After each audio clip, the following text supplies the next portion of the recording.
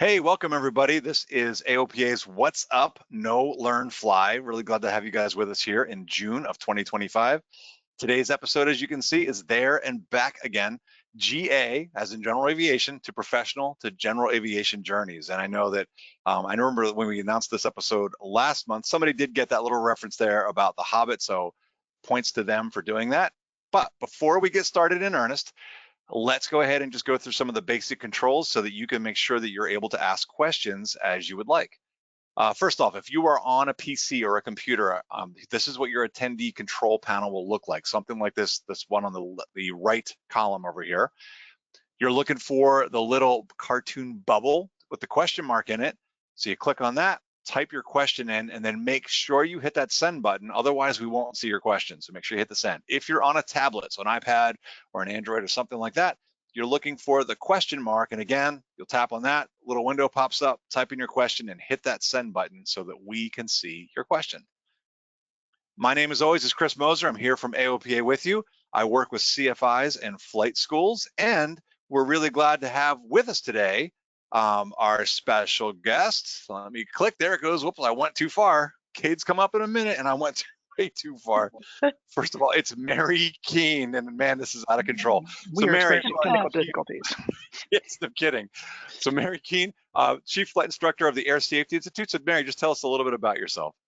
Hello, I'm Mary Keene. Like you said, Chief Flight Instructor for the Air Safety Institute. Specifically, I'm the Flight Instructor Refresher Course Program Manager.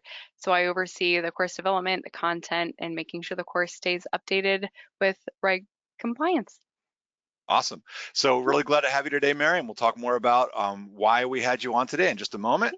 But filling in for Dan Justman, I know we've got our Dan Justman fans out there, but he is on some well-deserved PTO. So we've got Cade Holly. Cade, would you say hi to everybody? Yeah, happy to be here. I'll be monitoring questions today.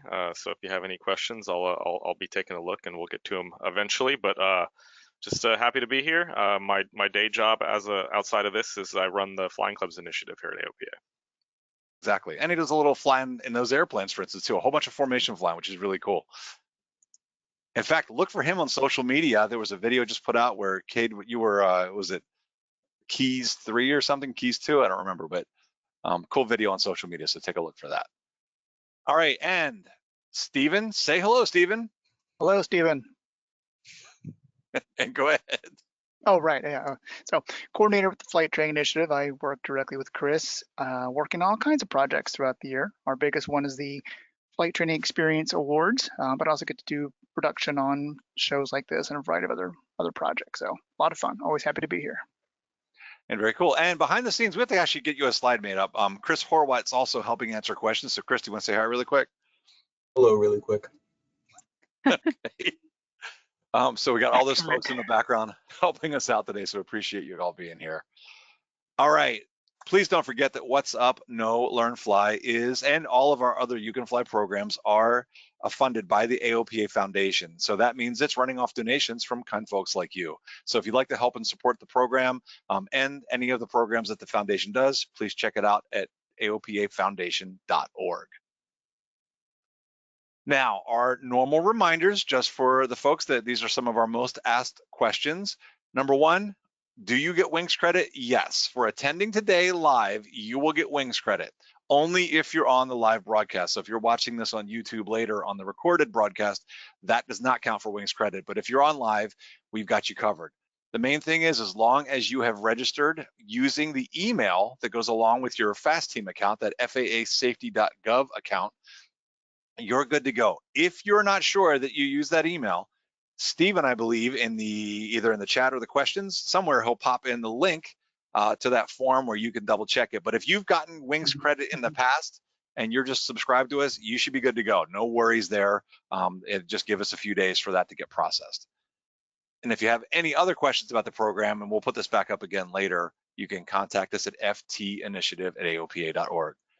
The other most asked question is about whether this is being recorded. And yes, of course, it is being recorded, and it will be up on our AOPA YouTube channel under the What's Up, Know, Fly, Learn series. Is that backwards? Know, Learn, Fly? So anyway, it's under that playlist. So look for the playlist under the AOPA pilot video channel, or you can also just go to webinars.aopa.org and you'll see that What's Up, No Learn Fly link there. Big part of that is just give us a few days. It will probably be early next week when that gets posted. All right, Stephen, tell us a little bit about what happened this day in aviation history. Oh, Southwest Airlines was founded on this day in 1971. They'd gone through a series of lawsuits for a couple years before they got up and running, and they were able to avoid some of the issues by flying only within the confines of the state of Texas originally. That changed with the Airline Deregulation Act of 1979. These began to expand to the Southwest Airlines we know today, and you get to see the old original paint scheme versus the current one, so how they've changed over the years. And I think they've even gotten some modern ones now. They're putting graphics on them and things. Cool stuff. So yeah. All right, very cool. So thanks for that. And what are we going to talk about today? Well, as we know, we just mentioned that the idea of today's episode is the idea of a journey from general aviation to being a professional pilot and back, which is why we have Mary on. And so we're going to talk a little bit about how general aviation helped us get into professional flying, and then what some of that experience was like, especially going through the training, because that can be kind of crazy. And then things that, as we came back from that, things that we learned that helped us be safer general aviation pilots. So that's what Mary and I are going to talk about today. And just to give you a little idea of our background, I'll be very quick about this because I know I've mentioned this in the past. I was a 135 freight pilot out in Arizona. So I flew Arizona and then into Nevada, California, even up into Montana. And I flew Piper Lances, Chieftains, and a Beech 99, which you can see there. And I love that picture that I took there because that was a day that I got stuck at Tucson because of icing conditions. And that is where my rest was in the cockpit there. And Mary, want to tell us a little bit about your experience? Yeah, so I was flying for a 121 regional airline. I was flying the Embraer 175, which you can see in the picture there. I flew pretty much all over the US, Canada, and Mexico. And it's very cool. So Mary's got lots of experience there too. So that's what we're going to do is we're going to share a little bit about what we learned from doing that, and hopefully that can help you be a safer pilot. So the first part, we were brainstorming this together, and we were talking a little bit about what were the things that helped us make that transition. Now, I was not fortunate enough to have glass either in the planes that I was instructing in at that time, and when I moved over to fly freight, oddly enough. But Mary, want to tell us a little bit about how using a glass cockpit helped you out? For sure. So, in my training, I was fortunate enough to be exposed to, I was flying Cirruses with glass, I was flying Diamonds with the G1000. And so I had a lot of glass, and even my primary train had the G5s. So I had a lot of glass exposure. And then once we got to 121 training, we were in the sims, it helped kind of my scan that I had established on the G1000, although it was a little bit different. Having that kind of prior knowledge was super helpful. My sim partner, on the other hand, he had only done steam gauges and struggled a little bit just with buttonology and kind of the scan and where to look for things like that. And I know even I'd mentioned to you too, because I didn't get to fly on glass until later after coming back. And I know for me, it was that getting used to the idea that the altitude, the altimeter, it's Right. like, right, because it's like you on the glass or on the steam gauge or whatever, it's like it's a little off. You're like, okay, that's still 3,000. But on that, you're like, oh, it's 3,020, and it drives you nuts. So It's you have an to learn how to, adjustment. yeah. Even the flight director from when I was flying to the E-Jet was different, and that was even a little bit of adjustment of learning the new flight director and how to follow that. So You had a flight director? So yeah, all that, using all the new instrumentation and everything. yeah. I know for me, one of the things, and I think we both talked about this, I'm going to just hit both of them. I was really good at VOR orientation. Of course, I didn't have glass, so all I was using was VORs and DME. And then being sharp on instruments. And I know we both talked about the fact of we were both fortunate enough to be instrument instructors too. So the time I know spent instructing students in the sim and the airplane, I got really good at interpreting the instruments because I had to know where they were even when they got off course. I had to know like what was happening. Because the sim that we Absolutely. had didn't even have a display to show where the airplane was. I had to interpret the instruments. Yeah. How about you? You said that helped you out as well? Yeah, so I towards the end was really doing a lot of double eye instruction, which I loved, and it was super helpful being so familiar with instrument flying and instrument approaches. And then even for the airline interviews, they have a technical interview where they're asking you questions about approach plates, SIDS, and stars. And so being so fresh on all of that, being a double I in general is helpful, but then also having so much instruction experience in instrument was huge. And then once we got flying, just actual having experience flying in weather was helpful, I think, the airlines, because we would, get around thunderstorms or things like that, and my captain would be like, are you okay through all of this? Or we'd do an actual down to minimums, and are you okay? I'm like, yeah, I've done this a bunch of times. But I could see where if someone, it was their first time going to minimums, that would be like stressful. It was. I remember that was on the job for me doing that. Yeah, Because I instructed in Arizona and we didn't have actual that much. So yeah, that exactly. was stressful. In fact, one of the things I just thought of too is that you might want to find out, and I don't know about what you were using at your school, but I was tending to use the FAA, the NACO charts.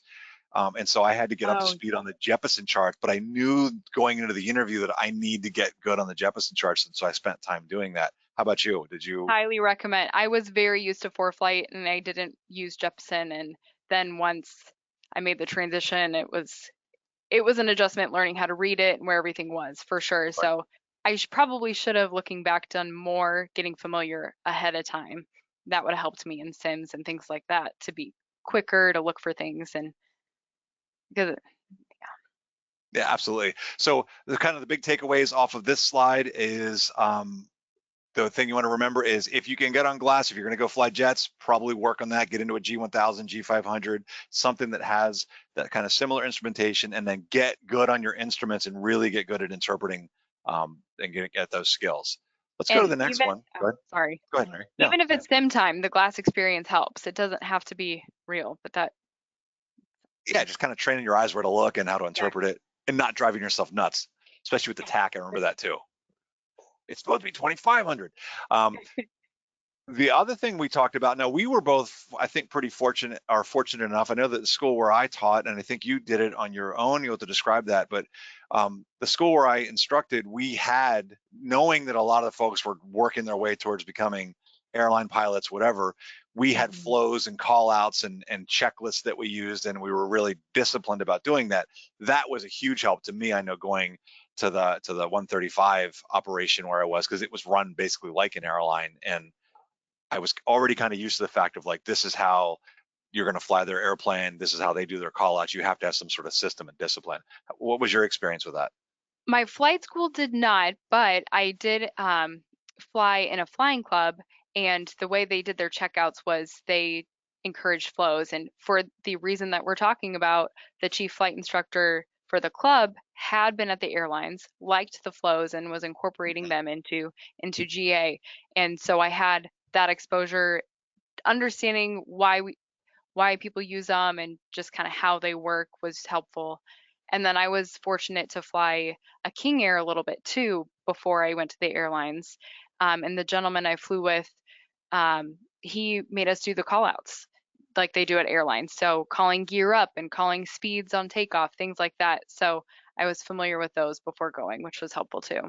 So I'm almost thinking like, as for the folks out there in the audience, if there's somebody out there that's thinking like, I want to do this, and maybe their school or wherever they're flying doesn't use these procedures, they can Mhm. start to develop some of that stuff. So you might be able to find some of that on the internet, or even better, try to find someone who is or was an airline pilot or has done some professional flying that could help you develop Absolutely. some of that. Yeah. For sure. And you can use it on your own. And if you're a flight instructor, you could even use it in your training, which would be great. And I know that on the handout, no, don't want to be remiss, we have the handout available, so that as we always do. On there, I do have a link to a previous episode we did a couple of years ago, I think it was 2 years ago, where I talked about the use of flows. So go check that out if you want to get a little more detail and a deep dive into that, and that might be helpful in developing some for your own airplane. Nice. All right, and then the other thing I mentioned too is I really found instructing to be valuable to me moving to the airline.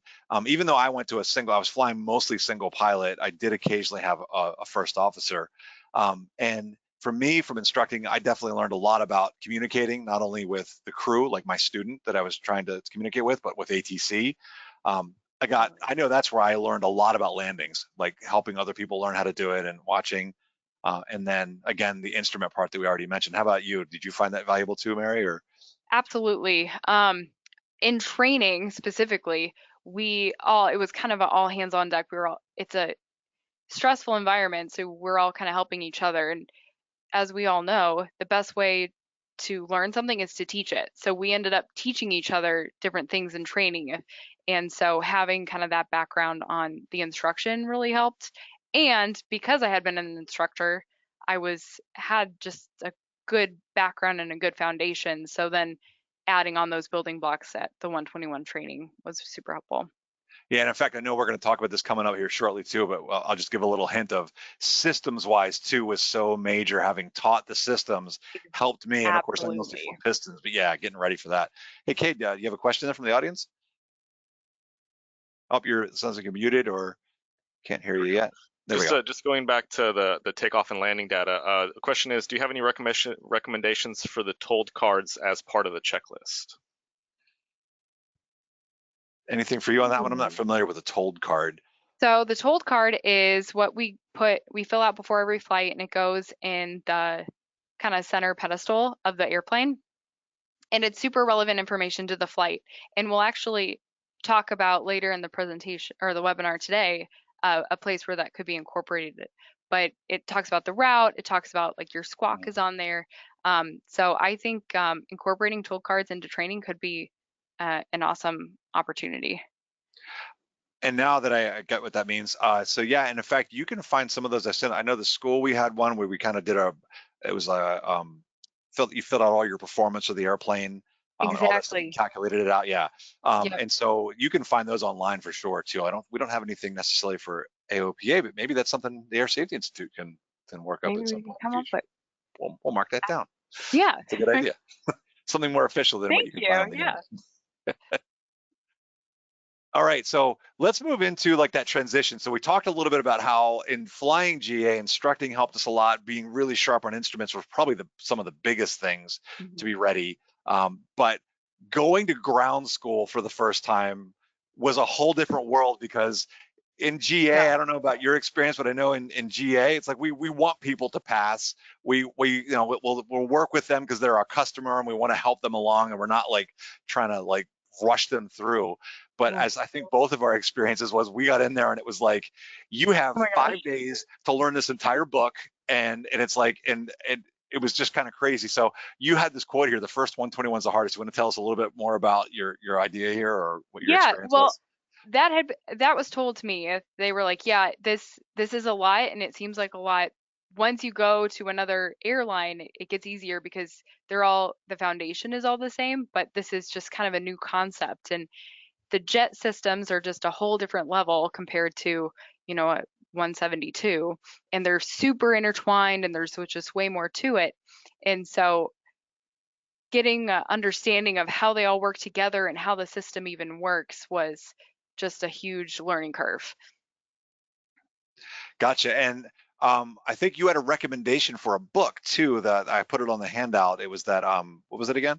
I can't remember the name, but along the lines of everything you need to know to be an airline pilot, my flight instructor recommended it. And so, but we do have it on the handout. I think it's the first resource we have listed. Yes. So it is on there. It's either the first, or I don't know where I moved it, but it's on there. I Okay. know it's on the list. I remember seeing it.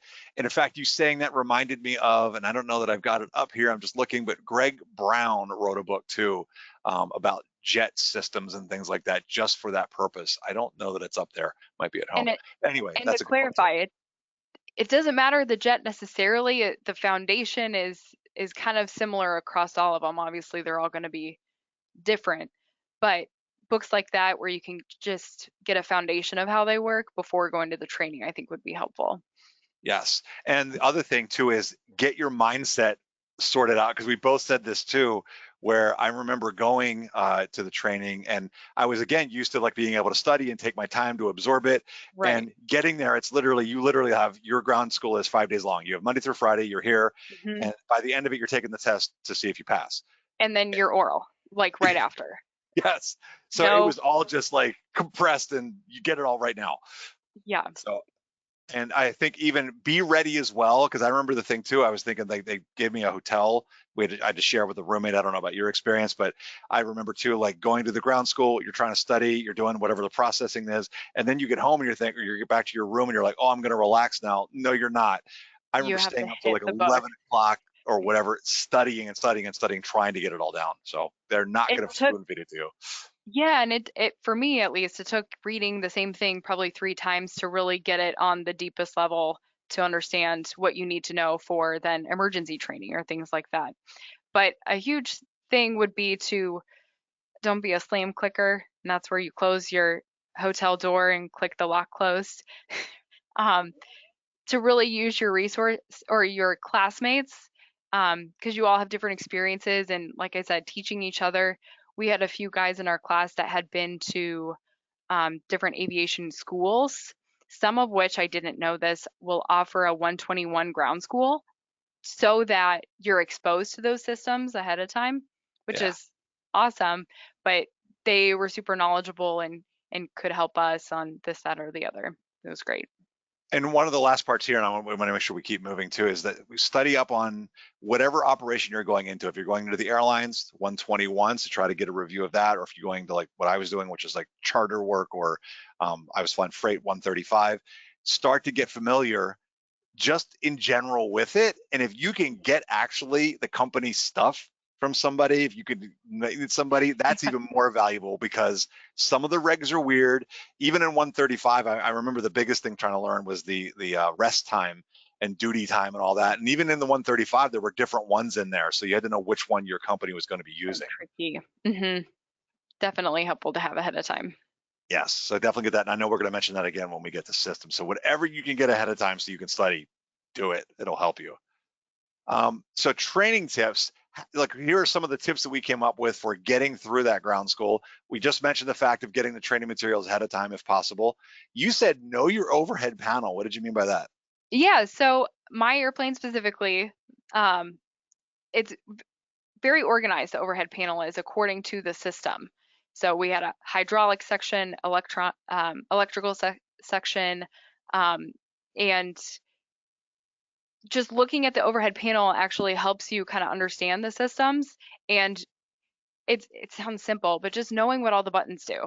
But you'd be surprised people go into their oral and don't understand, like they know what the button does, but like in a system component, what is the button doing and what is the trickle down effect of that button.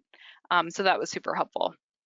And in fact, that's something you can start even in terms of when you're going through, whether you're a student pilot working towards your private or you're on your commercial or you're an instructor, but getting all the systems down in your airplane because I just remembered this right now. I can remember they asked me what kind of airplanes I was flying and instructing in. It was like in Seminoles and all this sort of stuff. And so they would ask you questions about that airplane because they I wanted to see think if you you're knew your right. systems. Do you remember that? Yeah, I do. I can't remember what they asked, but it was definitely in there. Yeah, because obviously they knew about those airplanes too. And so do that in the airplanes that you're flying now. And even if you have no intentions of becoming a professional pilot and moving on to anything beyond what you're flying, you should learn your systems that way. Learn what they're doing, what's happening, because it will really help you Exactly. when it comes to problem solving and In an dealing with emergency. emergencies. Yeah, Yep, exactly. absolutely. And then you mentioned this other tip too: list out the emergencies and go through what is happening each one. That's kind of way you broke down how to That's look at the what we systems. did. We had an insider tip that one of the examiners kind of structured the oral this way. So that's kind of what triggered the idea. But it ended up being super helpful where we would, at the top of the paper, list an emergency. One was a dual engine failure, and then list each system and kind of describe what's happening in each system with that emergency. So we had dual engine failure, dual IDG failure, single engine failure, and icing. So that was helpful because then you're understanding the bleed system and where anti-ice, that kind of thing. And we just went through each system and it helped understand the full inner workings of everything. Cool. And that it really puts it in basically what you were doing was scenario training and then the Exactly. connections, right? Yeah. That's what that was. Yeah. So cool. All right. So those are our big tips there is get the materials ahead of time. Really, if you can learn those systems, they will give you, whether it's photographs. I know they use computer stuff now, which I didn't have back when I was doing this stuff, but Yeah. I had a big poster. I still have it at home of the cockpit for the 99, and I took photos of the when I was learning in the Lance and the Chieftain. I took photos of the cockpit so I could study and practice my Nice. flows. So get all that stuff ahead of time; it'll really help you. All right. Now, one of the things we wanted to it was almost like we're giving people sort of a warning to get ready, because it was, I think, surprises a little bit to both of us. You'd hear people talk about the pressures and the safety culture and having to be pilot in command. But I think both of our cases, it was, you don't really realize what that means until you're in it. For sure. Right. It's not something you're exposed to before then. Yeah, and just the pressures that are on it. And I know I had mentioned this as an example, and I was really interested that the fact that you said you had the same thing, that in a larger operation, you're going to have bases that are sort of, distributed around whatever region or whatever part of the country that you're in, or across the country. And so the typical thing is you'll have a chief pilot for the company. And then at each of those bases, there's, at least for us, we had an assistant chief who was in Yep. charge of the pilots and really was in charge of safety. And then sort of their parallel, or their partner, is the base manager, and their job was make money. It was make revenue for the company, make sure that things, minimize costs, all that sort of stuff. And as you can imagine, minimizing cost and making money does not always go hand in hand with safety, right? Right. There are pressures there that, like, get the airplane moving, get the stuff going. And so I was lucky at the base where I was that we had a really good assistant chief, and so he worked well with our base manager so that we were able to be profitable, but also our assistant chief always advocated for us in safety. But I know, from example, I went to a base for training when I was doing my 99 training, actually, and they didn't have an assistant chief, so that role was in one person. And what Oh, tends to happen is they tend to lean towards the base manager side because of company pressure. And so you end up getting these pressures of, like, hurry up, get it done, move. Did you have a similar kind of a situation with you, or? Absolutely. I think our our chief was a great guy and understood, like, if you wouldn't get in trouble if you could defend yourself from a safety standpoint. And people were really good about standing their ground when it came to something that they thought was in the interest of safety. No, we're not flying. That weather's too bad. No, we need more fuel, whatever it may be. If you could defend yourself to the chief, he was really good about saying, okay, I understand, Yeah. But crew scheduling specifically and the base manager, they can really, they don't care about the safety part. Really, that's not their So let's primary focus. Yeah, so let's go ahead and hit through some of these. Remember, we learn about in the risk management stuff these external pressures, and I know that we both really dealt with the real ones.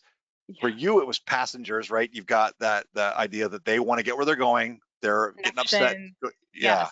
Leaving on time. They'll even come up. I have a meeting. What's the update on? Are we leaving soon? Yeah, I don't no know. pressure. No pressure on There's safety. still a ground stop. So sorry.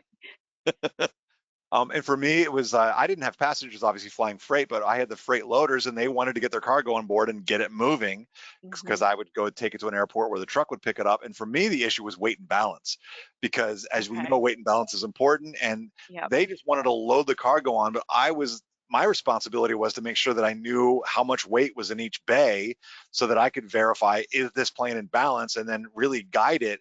But especially when I started moving up to the 99 and I saw the guys flying the metros, there's a ton of cargo going on, right? And so you're there just trying to go on, like, well, this pallet weighs this much. Can that all fit in that bay, or split this? And it was Move it from crazy. here to there, I'm sure. And Wow. you're Yeah. not the one loading it, so you're just trying to observe and keep track of what's going on. So that was a big pressure. And then even I know we talked a lot about the fact of, it was internal pressures we created ourselves of trying to meet what we Mhm. perceived as, oh, I've got to get this done or I'm going to lose my job, or I've got to get this done because I don't want to let my team down or whatever, and make it all happen. Yeah, Do just you want? having a departure time might Yeah. think it's just you just put this pressure on, oh, we have to leave by this time. And the best captains were the ones who really just didn't pay attention to that when something did come up, and they would take their time because mistakes happen when people start rushing. They would take their time, make if it was a maintenance item, make sure we went through the steps properly, and then just moved forward. And when we left, we left. It I was love. Yeah, go ahead. Sorry, I didn't mean to cut you no, off. go ahead.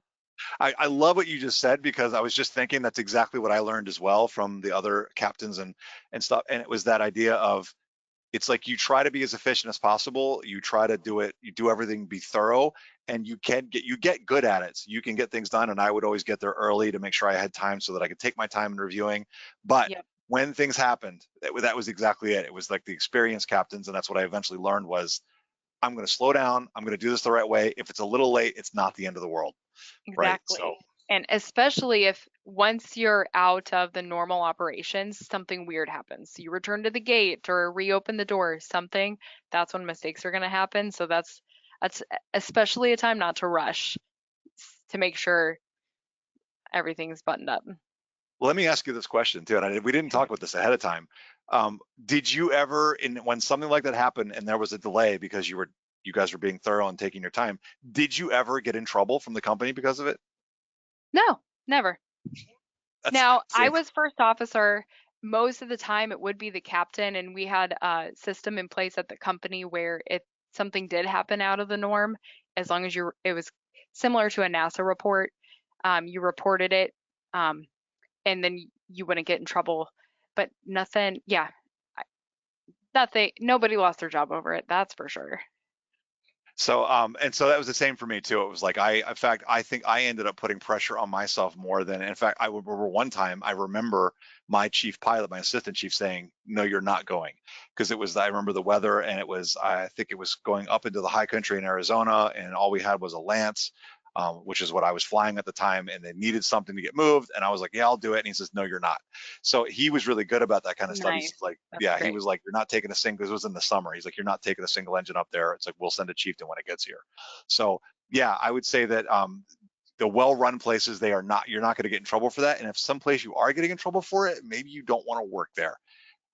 Now, I never had to deal, I did have to deal with things like fatigue, because that was where those rest hours come in. And one of the things I know that I learned was in those rules, at the time we had 8 hours off every day, but that was not like, That oh, we're going to give you time to get home and you'll have 8 hours at home. Your right. commute to and from work was part of that 8 hours. So you have 8 hours off. Where you live Mhm. is your issue. And so fatigue certainly could become an issue. So I can remember getting home, I would get maybe 5 hours of sleep. I'd be up super early in the morning. I had to be at the airport before dawn most of the time, go fly my route. And then I had the middle of the day where I'd go sleep in the hotel as much as I could.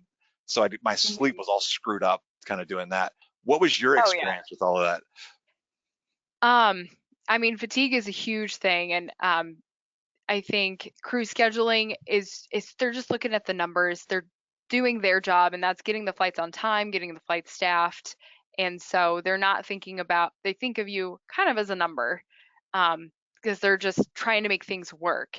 And it's up to the pilot really to be like, whoa, this is too much. And they'll do things like let's say you have a delay, your 8 hour day becomes a 12-hour day, and then your long layover is now just a 10-hour layover. And to make it legal, they just delay your report time in the morning by 15 minutes, but they keep the departure time the same, is what they would do. So now you're allowed to show up 15 minutes late, which is 15 minutes really going to be the difference of fatigued or not. Probably not when it comes to a good night of sleep. And then now you're getting to the plane late, even though it's allowed, and now you're rushing to still get the plane out on time. When so yeah, just be cognizant of that, and like we said, those external pressures, not letting it get to you, and doing the I'm safe checklist really of am I fit to go. Exactly. And in fact, I'm just looking in the comments down here too, and Ken made a point here too. It's like he said, I left out one major word and it was in my mind, Ken. I know what you're talking about, that the primary part of all of this and the decisions that we're making is safety. Whether Yeah, you're flying boxes, for me, it was my own safety and and just getting myself there and being okay. And then in your case too, flying passengers, even more so. It's you and exactly. all the folks behind you and Yep. all their families and everything. So yeah, the whole deal. All right, let's go ahead. So we're about 12:34. Let's go ahead and move on to the next slide. We talked a Okay. bit about the risk management. We wanted to talk a little bit about this idea of transitioning to new aircraft. Obviously, you're going to be going from a 172 or a Piper Seminole into something that flies faster, higher, more power. And so can you talk a little bit about what were your recommendations or what were some of your experiences when it came to transitioning from that to the jet? So at least my company was really good about having kind of procedures set similar. Any double I's out there. I had a similar thing for my students on an instrument approach to do certain things certain ways out, and they were really good at teaching, have this done here, have this done there, so that you never got behind the airplane. But you're always going to end up flying into a less busy airport, and so it's easy to get behind. And I think the biggest thing was, even as an airliner, you can ask ATC for a delay of some sort. You know, hey, can we slow down, or can you put somebody in front of us? So we got behind and we need to catch up. Yes, and in fact, I had that experience, heck, in a Piper Lance, which wasn't that much more than what I was flying, but I can remember I being been taught by the company to stage cool it. What I found out later was they were really prepping us to fly the Chieftain. They were trying to get that habit built into us. And Okay. coming into Bakersfield, California, it was the first time going to minimums, and just blowing through the localizer trying to get the ILS because I was trying to stage cool, and I was like, I can't slow down yet, and blew right through it. And that's all I needed to do was say, like, hey, I'm a little behind here. I just need time to get this airplane slowed down. Because I blew through it, and they said, hey, do you need a vector or something? I was like, yeah, I do. Yeah. Obviously. And then I got it slowed down and everything was all good. But yeah, it was just that was learning that piloting command part of telling ATC Right. what you need versus trying to like do whatever they Make tell it you. work. Yeah.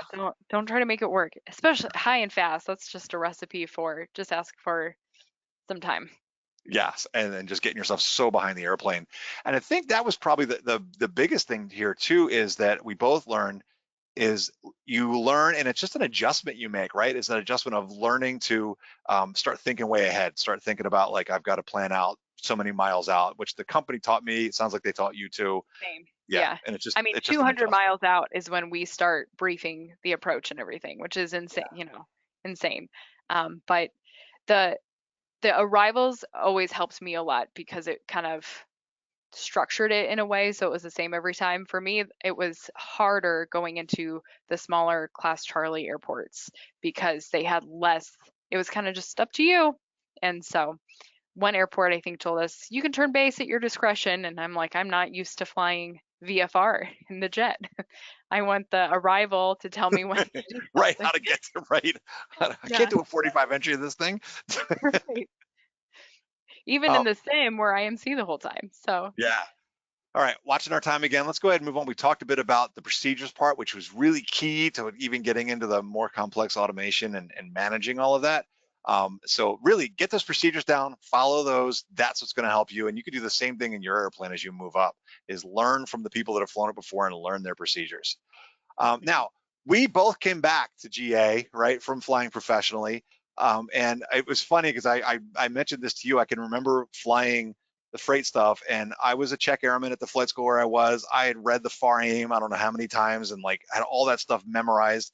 And within a few months, definitely within the first 6 months of me flying freight, it was like, I remember sitting there thinking, like, what were those cloud clearance requirements again? Like basic stuff were gone. yeah, So just know that if you're a pro pilot and you're coming back, the VFR, you're going to have to review those VFR regs because you probably have forgotten most of it. you don't even realize what you've forgotten because I'm like, oh yeah, airspeeds and airspaces. I need a refresh, and it comes back quick. It's like riding a bike, but still, I just needed a refresher for You sure. forget even what you forgot, sort of thing, right? You forget, Exactly. like, yeah, because Yeah. it's like you don't use any of that when you're just filing IFR everywhere.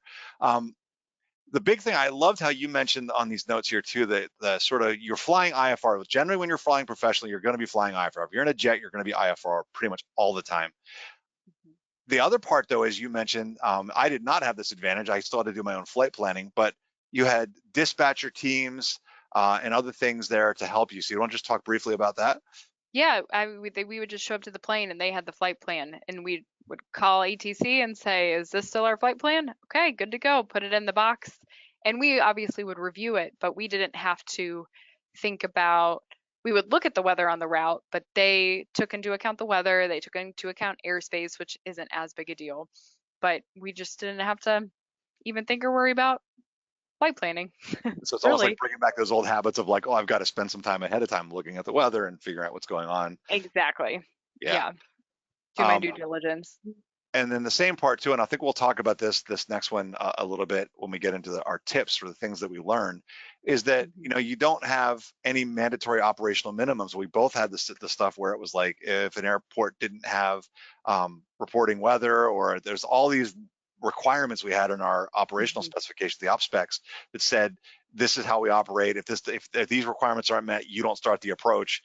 None of that applies to flying VFR, and so you go back maybe to not having any guidance really as far as how you're going to make your decisions. It's up to you again. And I think that's the key part, right? It's that part of the decision making was already kind of like structured for you. It made it easier. Yeah. So it's like, here's this, and this, so therefore I choose yes or no, or something like that, where it's or it's not even a yes or no. It's just this, and this is the situation. So I'm not doing that. Right. But now you got to get back to that. I've got this wide open thing, and I maybe make your own op specs or continue to use them. That was kind of one of our recommendations coming up, I know too. Yes. Yeah, I'll save what I was going to say for that. All right, let's go ahead and we'll jump to that part. We get some minor parts here, just because I want to jump to the parts for time wise of our recommendations. But for transitioning back, so if you're somebody coming back from flying bigger, faster aircraft, remember that you're getting into like a 172 or a Piper, that you're a lot lower to the ground, so your flare height picture is going to be a whole lot different. Probably a safety issue is the performance limitations. Remember, you're flying a non-turbocharged or non-turbojet, whatever, and so you're not going to be able to climb out of whatever. And then, do you want to talk about what are some of the thoughts you had as you came back and getting back into the small cockpit? Yeah, I definitely flared at 50 feet, and once we finally got down to the bottom, I was like, whoa, I am way lower than I remember a 172 being. But I would highly recommend doing some type of ground training before. I mean, you could do the flying too, but just to get your feet wet again and get familiar with everything and expose yourself to realize how much you've forgotten. Maybe you haven't forgotten as much as we did, but it's good to just brush up on all the things. And then the procedures, I mean, I have over 1,000 hours of dual instruction, and I forgot how to do a traffic pattern in a 172. I was like, what is my power setting right now? I know I do something to beam the numbers, but I can't. And that was exactly my situation too. Was coming back, and for me, it was remembering where the gauges were. Where's the fuel flow gauge? Where's that? So I guess what's the lesson here is be patient with yourself. It's like I think sometimes we end up putting pressure on ourselves. Like, I was a professional pilot, I did this, and so I should be able to fly a 172. It's a different airplane. So treat it just like you would the jet, and just say, okay, what mindset do I need to be in, and what do I need to review? And it doesn't matter what you've flown. This is another aircraft, and so I get myself proficient in that again. Exactly. And it does come back quick though, because I know for me, very quickly it came back where I was like, oh, I remember all my tricks for how to get the best glide speed and what power settings to use. Yeah, it came back very fast. And then, of course, we've got some AOPA programs that might be useful, whether it's the Rusty Pilots program for folks that are not flight review current is a great program to do. We've got our Back to Your Roots, which is specifically designed. It's kind of a derivation of Rusty Pilots for people who are professional pilots wanting to fly GA again. And then there's the EFERC. Would that be useful for anybody? Yeah, absolutely. You don't have to be a flight instructor to take the EFERC, but it's always useful to, especially obviously flight instructors, brush up on all of the things before returning back to GA, especially if you want to instruct. Cool. So check those out. Now, the Rusty Pilots and Back to Your Roots are free to members. The EFERC does cost a little bit of money, but it's a great program. And it all goes to the Air Safety Institute too. There you go. Yeah. There you go. And you've got somebody at the helm right here. So you got Mary there, and obviously she's trying to do a great job with that. All right, so let's talk about our tips before we wrap up today. We've got, I think, 2 slides, if I'm not mistaken. Just what are the things that we learned that we felt like this made me flying general aviation safer? The big tips. For me, I know it was the flows, right? Doing a flow. We did an entire episode on that. In fact, we got a couple slides left because I remember we gave some examples of the 2 of the flows. So we'll do that in a moment. Nice. We're going to talk about flows. We did an entire episode. The idea of flows is basically that you have a scan or a certain pattern that you're going to do by memory first, then you back it up with a checklist. That's the core concept. Yeah. Yep. And then usually triggered by some type of event, like starting the airplane or taking the runway, things like that. Absolutely. And so that's actually really the key. For me, it was always like it's all the different phases. It's takeoff, Mhm. it's climb, it's leveling off, whatever. And in fact, one of the ones we mentioned here, and we have the link in the handout, is for the passenger briefing, just like you would for the airlines or the flight attendants would do. You've got the FAA passenger safety brief. If you aren't familiar with that one, lots of stuff on it. There's an article that is it's on the handout. You can check it out. But it basically just stands for you're going to talk about how to use the seatbelt. Air is like the air vents to make sure they know how to use the environmental controls. And again, this is all in the handout, so don't worry about trying to remember any of this. F was for the fire extinguisher. E is for like egress.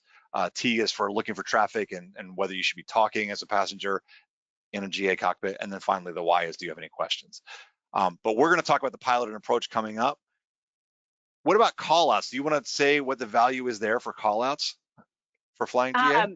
Yeah, especially if you're flying with another pilot, but even I guess it's still useful if you're flying single pilot. It's calling out that it's done and telling everybody in the flight deck that it's been completed. So if you are flying with another person, they know that you did it, or if nobody's heard it, they know it's not been done. Because sometimes that can happen where if you're flying with someone, both pilots think that the other did it. So things like that, it's helpful and just gets you into a routine, I think. So it could be if you're flying with another pilot in a GA cockpit, really useful to coordinate between the two of you. And I said, Absolutely. for me, I know I'm kind of weird, but I talk to myself while I'm flying and I do my call outs. As I do my flow, I will talk as I do it. I'll do my call outs and then I use the checklist to back it up. And the reason that I do it is for me, having verbalized whatever it was, it helps me remember when I get to the checklist, did I do that? Because Exactly. it's like another reinforcement of I did do that. Do you want to talk just quickly about this, the idea of the emergency quick response cards? You mentioned that Yeah, that might so be useful. yeah, at the airlines they have the EPC cards, and it basically is the quick response checklist to high emergency items. But some of the things on that checklist probably should have memorized because you don't have time to pull out a checklist and say, wait, I have to follow the steps. One of There's a ours was, fire. Hang on. yeah, one of ours was a runaway trim. So if you're in a nosedive, it can be like, hold on, I have to pull out my checklist. So having emergency response to certain emergencies so that you're not having to pull out the checklist, having those things memorized, um, I think is huge. But if you do own your own plane or if you're a flight instructor, having an EPC card for quick response emergency items is useful too, especially if you're using one of the book checklists to have something quicker to respond to. We did do an episode covering this sometime in the past. It's on the playlist.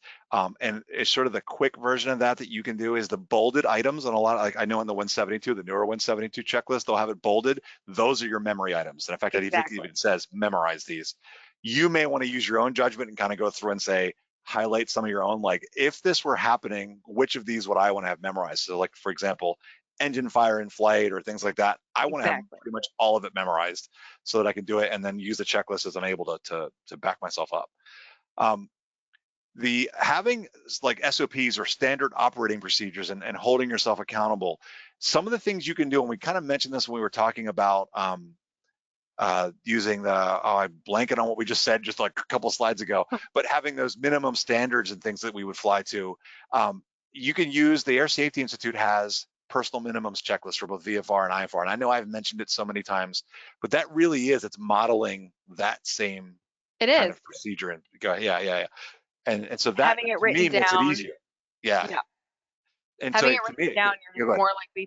you're more likely to adhere to it because it's like, well, it's close to what I had said. So, but if it's written down, then you look at the weather, you look at your mins, and if it doesn't match, you don't go.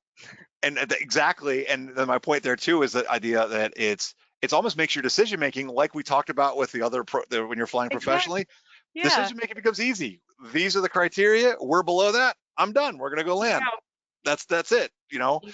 There's no like I'm gonna go take a look or I'm gonna just see what happens. There's none of that. It's like these are Right. below my minimums. We're gonna go land, or we're not gonna take off. All right, cool. So let's talk just quickly about the two flows. This is the one that you really recommended, this pilot briefing. You want to just walk us through this? I did Yeah. put this entire thing on the handout. Awesome. Yeah. So pilot briefing is what we do at the airlines. Like we talked about the safety brief, that's what the flight attendants do in the back. But the pilot briefing is between the two people sitting up front, designate who's going to be flying. This is especially important, I think, for instruction flights to clarify who's going to be doing what, the flap setting used for takeoff, the departure runway, the taxi route to get to that runway, briefing, the route you're going to kind of take on departure, depending on the airspace, depending on what your route is, and then cross-checking your GPS the whole route, making sure all your fixes are in and everything's in there the way you want it to be so that you're not messing around with it in the air. And then we would talk about our plans to return to the airport if an emergency happened on takeoff. So if you can stay on the runway, stay on the runway. That's from my GA days. If we're below 500 feet, we're going to go straight ahead. If we're over 1,000 feet, we'll consider turning back to the airport. This depends on the pilot, the weather, and the plane that you're in. But saying these things so that everybody up front knows what's the plan if this happens, I think is huge. Then we would just talk about special considerations like weather, if there is something particular going on, maintenance items, a weight thing. So if we're super light, maybe brief that the takeoff and landing might be different. Or if we have certain passengers, like if you're carrying a dog or things like that, things to cover. There's a So dog in the exactly. backseat. It reminds me of the one thing I tell the story too. Like I flying freight, I used to carry boxes of queen bees. So that was always a freaky thing to have Oh, behind you. Yeah, you're always like, please don't get out. But the big thing here is really, it's staying ahead of the airplane, isn't it? It's that idea that we've really? already planned what we're going to do. I'm taking off. I've already made all the decisions so that, because in that takeoff scenario, things are happening kind of quickly. So I've Yep. already made my decisions. That's like, I've got my call outs. For me, it's like I will figure out what altitude can I turn around and what sort of airplane. And so I say, like, if I'm below X feet, 800 feet, whatever it is, 1,000 feet, then I'm gonna go straight out. If I'm above that, I'm already thinking, which way is the wind blowing? I'm gonna turn into the wind and turn back to the airport. So you've made all these decisions ahead of time. So yeah, highly Gives you recommend if more you do. time. Yeah, Yeah, exactly. and it makes that decision making easier when that way you're not like in that right, and now you're wasting Right, precious seconds. exactly. And then one of the ones that I really like to use, I know that you had mentioned using, and I totally agree as part of this, is using the approach plate like a checklist as you go through. But I Yeah, like this Warn Biff one that we used at my school, and so I've used it since then. And the basic, and you can see this, you can find this online too, and maybe if people are really interested, we'll work up a more expanded version of it. But the instrument or VFR approach briefings, it's basically, I'm going through, I'm thinking to myself, weather, what is the weather right now? Is it IFR or VFR? Because that's going to kind of set out the rules that I'm using, right? Then I say, do I have my ATIS and AWAS? And if I don't, I go get it. If I do, I got it done, I check it. Then I go through and I'm using if I'm flying instruments, or even, actually it doesn't matter, VFR or IFR, I'm going to get my radio set. Do I have the tower in? Do I have approach in? Do I have whatever I need? Do I have ground set in if I've got room for that? Set my nav aids and my setup on my GPS or my VOR to get me to wherever I'm going, whether it's the approach or VFR to the airport. Do my briefing. If it's IFR, I brief my approach plate. If it's VFR, how am I going to enter the pattern? Am I going to fly over? Am I going to then go out and enter on the 45? Am I doing a straight in? What am I doing? The intentions are basically, once I'm down there, I break out. What am I doing? Am I circling? Am I landing straight in? Am I just going to go missed? And then if it's VFR, it's the same thing. I'm planning on doing a full stop, or I'm going to do a touch and go. And then finally, the last part of the F is I do my flow. It reminds me to do my before landing flow and then do the checklist to back it up. So similar things. Yours is at the beginning. yeah, This is one for the as you're approaching the land. I find this really useful because what I've definitely found for me is being methodical helps, and it helps me not forget things. absolutely.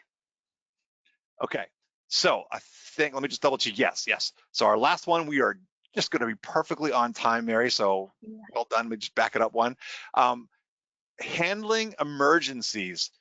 For me, I know that I've had like some things happen, not any major emergencies, things like electrical failures and stuff. I had one where I think I've told the story online here before about I had 2 engine fire lights come on at once.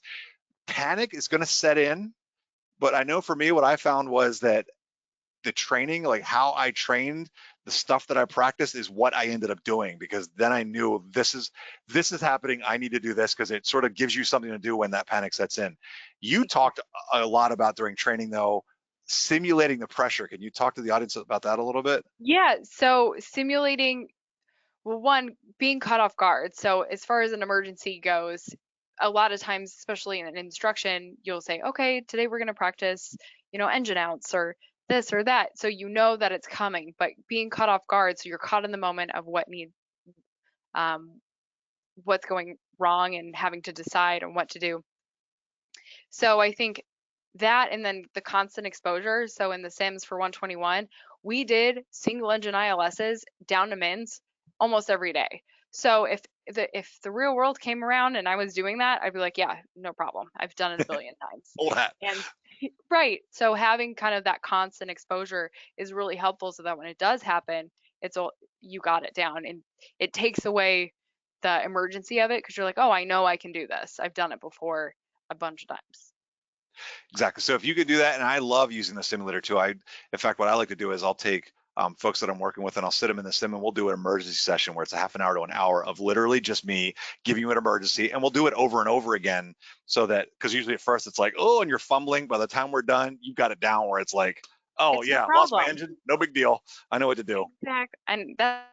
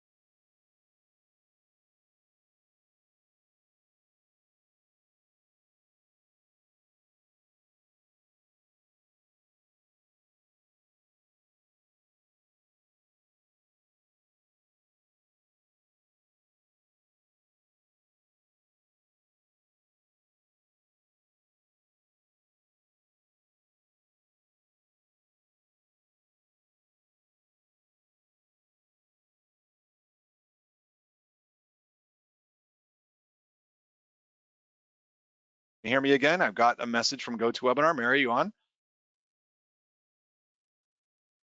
Glitch in the matrix, exactly. there, I'm back. Sorry. There we go. Okay. So I'm sorry, what were you saying there before as we wrap up this last slide? I don't know. I lost my train of thought. Where was I? We were talking about sims and being in the sim and practicing and doing emergencies over and over, I believe. Yeah, I mean, just getting kind of numb to the initial shock to handle the pressure. Cool. Yeah, so if the more you can do that, it just makes it easier. So when it happens, it's like that training takes over.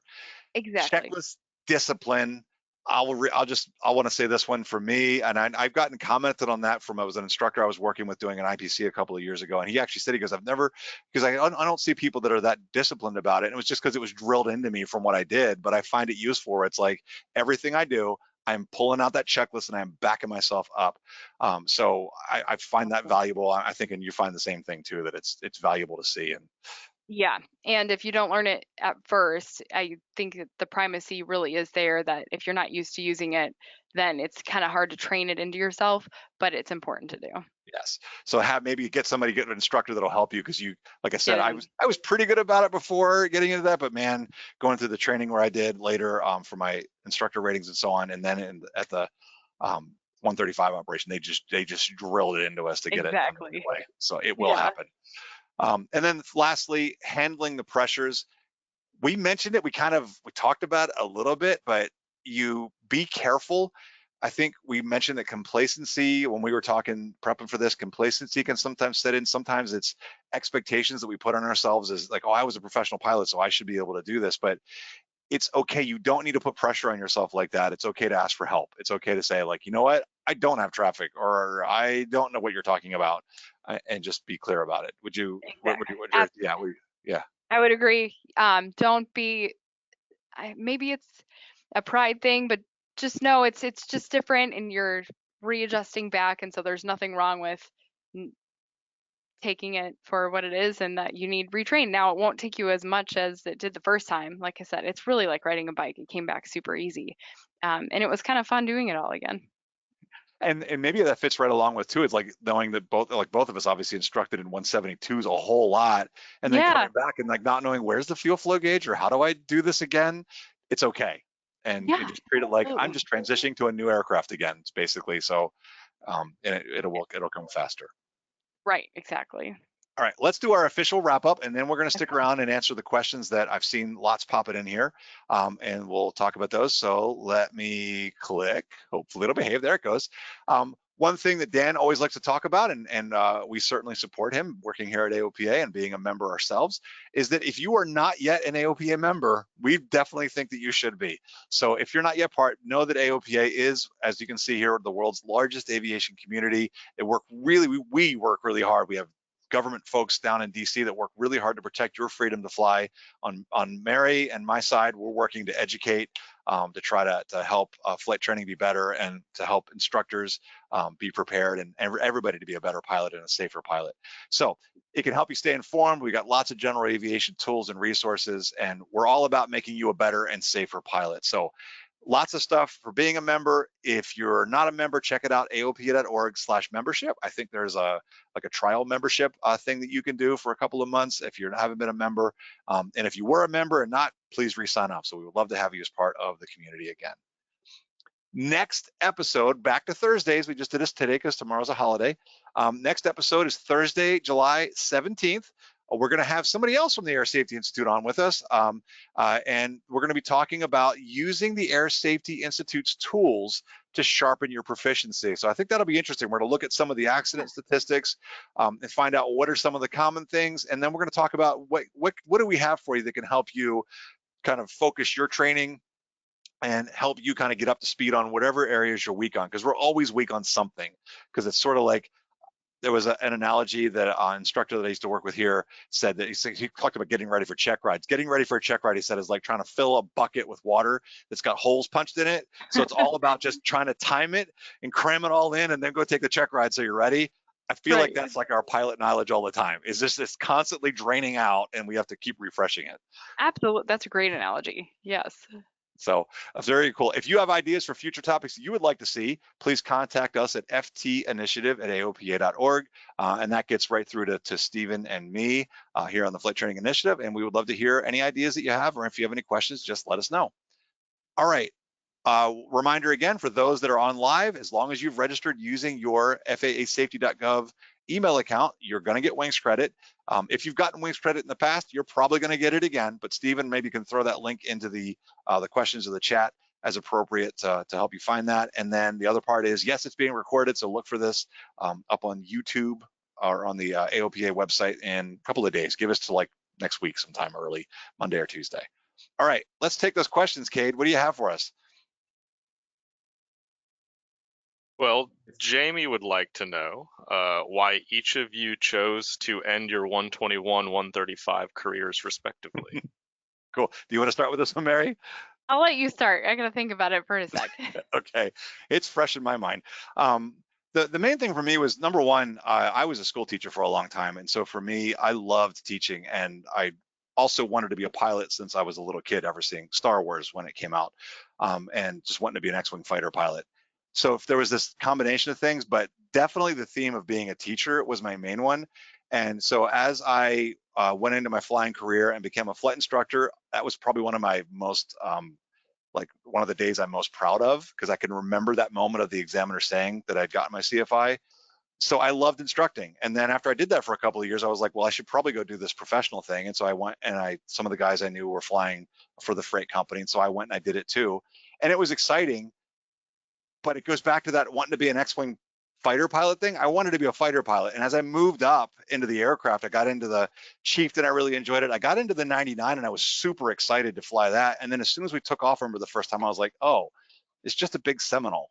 And so then after that, I had gotten a chance to take the controls of a Metro that we flew. I was deadheading back with one of our guys, and he let me fly it. And it was like, I remember just taking the controls and just moving it, and it just moved like an elephant, I don't know what, like a whale. It was so slow, and I was like, this is not what I want to do. So for me, it was being gone from home all the time, and then the part of just, I wanted to fly a little light aircraft. I like that better, and I also wanted to teach, so I ended up going back and teaching school. So that's kind of what pulled me out of it, was just a combination of things there. How about you, Mary? Yeah. So I was at a regional carrier, which is a lot different than mainline. Usually the regionals are known to be kind of tough, and I knew that going in. but it's a tough time to be at the airlines right now, just I think across the board. And the schedule, kind of like you had talked about, Chris, the schedule is really, really tough. Traveling 20 days a month, they don't care what days off you need. You're just kind of, what they need is what you're working. And it was tough, and that was a lot with the family at home, things like that. And so that was a big factor. But all being told, even though I was there, it wasn't kind of what I thought it was going to be. Nothing, some people super enjoy it, but like Chris said, I really loved GA when I was flying GA, and I was fortunate the airport I learned at was just awesome and had the just typical awesome community. And I fell in love with instructing. So all those things, I was like, and this job kind of opened up, and just kind of the stars aligned. I was like, oh, this is the sign that this is better for right now. Not opposed to maybe going back one day, but it was just, it's a tough schedule right now to be an airline pilot, Yeah. especially at the regional. Yeah, and it's the same when I was flying freight. The 135 operation operated like it was a scheduled airline, even though they don't have to be, just the Yeah. way that they ran things and their op specs. It was the same thing. I was gone all the time. Like I would get to come home every night, which is why I did it versus going to the regionals. And it paid more. I got paid more for a Lance than the first officers did at the time flying jets. I believe it. They did not make much. Yeah, and it was because I got to work a Monday through Friday shift, and I was gone super early in the morning. I wouldn't get home till like 8 o'clock at night. And then it got old after a while. So The that's holidays the and why. weekends, yeah, that it was a big perk of leaving, just not having to worry about that. But I will say, and maybe you I've had the same experience. There are people that did it that loved it. So it was just for me. I'm a teacher at heart. That's what I need to do. But there are people that I flew with that moved on and they're now flying for Atlas Freight Company and all this other stuff. So Nice. yeah, and I imagine you've probably seen the same thing. Yeah, it depends on the person. Yep. All right, Kate, how about another one? Larry would like to know if you can speak on, and I may be able to touch on this as well, but if you could speak on some of the challenges that older pilots might expect to face as they age, for instance, memorization and thought processes take longer and things like that. Yeah, interesting. I would say that it's off the top of my head, and I'll be curious to see what Mary's take on it is as well, is that it's using the checklist and having procedures to me helps with all of that because you don't have to memorize quite as much. If you have a well-organized flow, and again, I think I put that, it's on the handout. I talked about making the flow make sense. And when we're flying in general aviation aircraft, the cockpits aren't that complicated. So for me in the 172, I always have the same flow. It's from the fuel selector up to like where the bottom of the radio stack, and then across the engine instruments, and then up over the top, and then down the radio stack. It's always the same. And so then what I even tell you, I even have student pilots that'll do this, is that when you do that sort of thing, you're going to catch 90% of what you're supposed to do anyway, and then you use the checklist to back it up. I would say that works the same. So I don't know that there's as much memorization, that if you follow good procedures, it removes a lot of the need for having to depend completely on memory. What are your thoughts on that? I would say the hardest part, and this could depend on the person, I don't think depending on age necessarily, is buttonology and higher technology. So getting to the airlines, the FMS, learning the buttonology of the FMS, learning how to kind of program different things, because that isn't incorporated into the checklist, and there's just a lot in there, just like a computer. So there's a lot of different ways to do different things, and a lot of stuff you don't practice daily. And out of the blue, 3 months from the last time you did it, ATC will ask for something, and you're like, oh, how do I put that in there? So staying proficient with buttonology, and the sims are super helpful for things like that too. And some people just takes more time to really get it down. Did they have iPad apps and things for the systems that you were using as you're going through? Because I saw that with the major airlines. I've seen that they've got apps where you can practice all that buttonology at home. Yeah, they do. They Okay. actually have an app for the FMS, but then a separate app, funnily enough, of the overhead panel, which was super helpful. Maybe this helps to go back to what you were talking about as well, which is that with if you really learn the systems, and that stuff tends to stick with you, it'll help you remember the buttonology or that other complicated stuff. So it's like by learning the sort of if then and what happens down the flow, once I've done that, because I know that's the way I studied for my written test all the way through, is I would try to understand it, because then I could figure it out. And so maybe that would be a strategy too, because you're not memorizing as much as you are like, oh, I'm just tapping into something that I understand. Understand how it's organized or how it's working, so that then, like you said, it's easier to figure it out versus trying to memorize it. And I will tell you, I was like in my late 20s, I guess, early 30s, doing all the training and stuff like that. So I don't know if I'd call that older necessarily, but that's how I kind of approached everything, and that's how I still approach things now. So anyway, maybe that helps, Brian. And I guess it depends on how old you think you are. Maybe it's like, but I bet you could do it if you want. Yeah. All right, Kate, did you have anything else you wanted to add to that?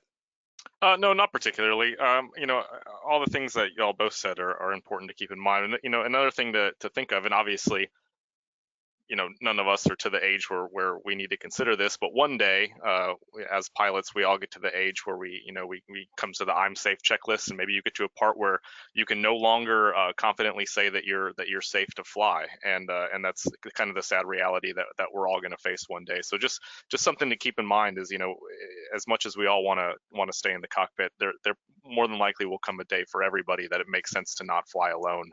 And to go up with a competent pilot or a CFI. So just, that's going to come for all of us. Unfortunately, time is undefeated. So just something to keep in mind as we all start to get older. So I would say that absolutely that part. And the other thing I would say too is maybe, and I'm thinking of UK too, because you've been flying the the Citabria, right? Relatively simple aircraft. So maybe it's even situations too, as you're getting older, it's like picking out simple aircraft to fly, to find something easy that there's not, like I was thinking of flying gliders. There's not a whole lot to do in those, and you still get the joy of flying. So there's things like that too that you can play with. Anyway, all right, how about the next question? This isn't a question, but it is a comment from Kurt. Kurt said it would be great to make Mary an additional regular host on the webinars. Hey! She's obviously experienced, knowledgeable, and articulate, and would be a great representative for the ever-increasing number of women in aviation. Thank you, Kurt. Look at that. What a compliment. Awesome. What a compliment. Happy to come back. Haven't met her in real life. All right, let me go. And a good juxtaposition to the articulation that I don't have. That appears to be it for all the questions. Okay. Well, let's see.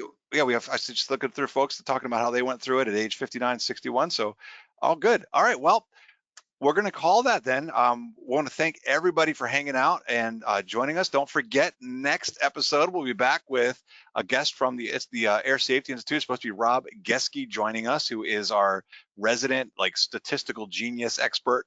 Senior data analysis, something like that. Yeah. He knows his stuff, though, and he's always into the data, and he knows what's going on. So I'm really going to be curious to see just some of his takes on all of this as well. So that said, I hope to see you next time, July 17th, back on Thursdays as usual. The only reason we did it this year or this time was because of the holiday tomorrow, but 12 to 1 Eastern. And hopefully, I didn't check my UTC. Hopefully, it's still 1600 UTC, but don't hold me to that. Just 12 to 1 Eastern time, because I forgot to check that in as we were prepping. So anyway, thanks so much, everybody. Thank you, Mary, for being with us. Thank you, Cade and Chris and Stephen. Appreciate you all. Yeah, absolutely. Thanks. Appreciate you all being here, and make sure you guys all fly safe.